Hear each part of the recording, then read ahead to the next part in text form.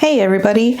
In this video we are going to be talking about color mixing using a double primary. So what does double primary mean? So the primary colors, red, yellow, and blue, can be divided up into a variety of different hues.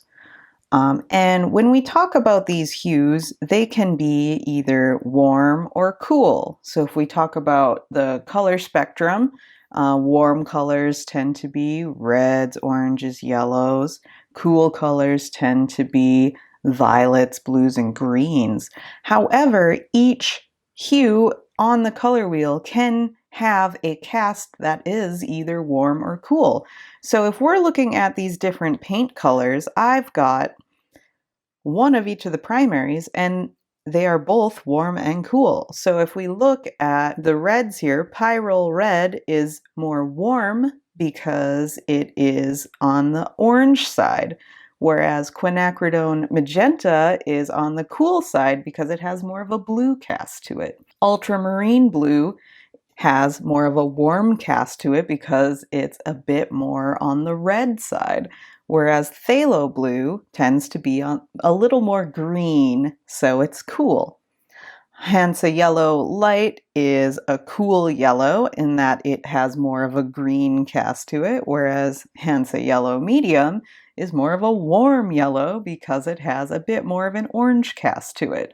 So the moral of the story here is that every color can be warm or cool, and that affects how we mix them. So let's get started. What we're going to do first is we are going to mix the primaries that are next to one another on our little wheel here. From here, we are going to mix our primaries that are kind of further away from each other and see sort of the different mixtures that are created by mixing and matching our warm and cool primaries. I'm going to mix kind of a variety of ratios here in our colors so that we can kind of see the tertiary colors as well.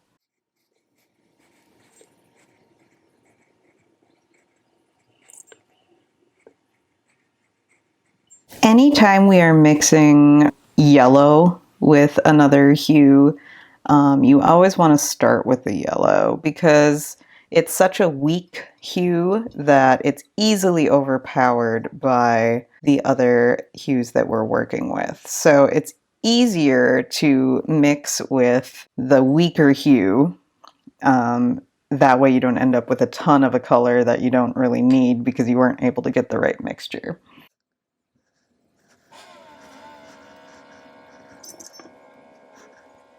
So as you can see, even the tiniest dot of phthalo blue tends to really drastically change the color or the hue with our yellow. So we don't want to overpower it. We want to be really sort of careful with our mixtures.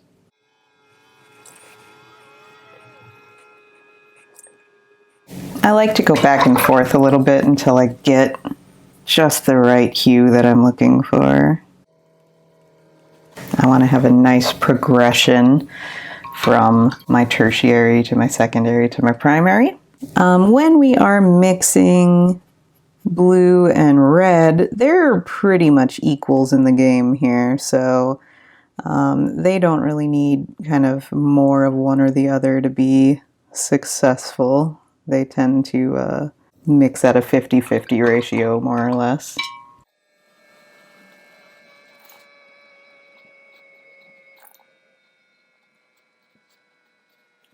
All right, so here we have our really nice color wheel with the basic mixtures of our warm and cool primaries. So now we're going to kind of head across the color wheel to mix our sort of opposite primaries, and let's just see what happens.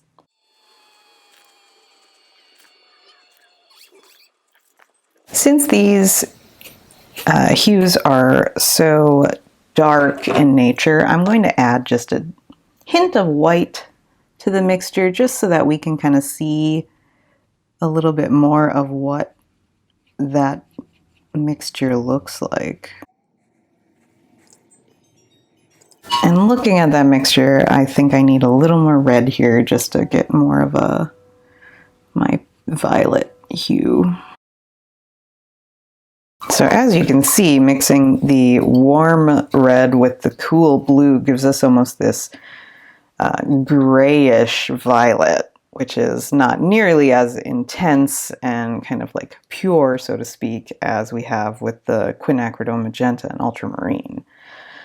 So that's one great example of the mixtures of which primaries do you want to use to create your hue that you're trying to mix. So let's move on. Let's try some other mixtures and see what happens.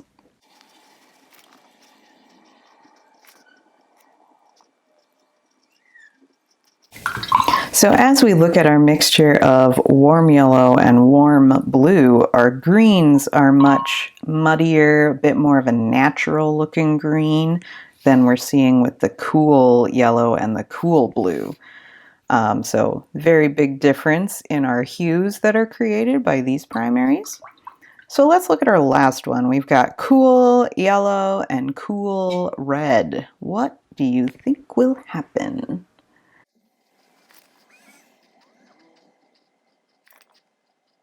Okay, so as we look at our secondary and tertiary mixtures on the cool side, we're going to see that they're pretty similar, actually. I think these are just a little more subdued. These are going to be a little more saturated, intense colors. All right, so hopefully as we are looking at this color wheel, you can start to kind of see how using different types of primaries, whether they're warm or cool, can create different mixtures of secondaries and tertiary colors. Now, this might be a little more complicated than your traditional color wheel, but when you learn this, you're going to realize, like, if I need a really vibrant violet, I'm going to know to use a more bluish red and a more reddish blue to make that mixture. Because if I use my warm and cool colors mixed together, it's going to end up really muddy, right? So once you start to understand how these mixtures are created, it's really going to help you in your color work as you are drawing and painting. So hopefully you've gained a little bit more knowledge on warm and cool primaries and how the double primary system works. Thanks for watching and keep creating.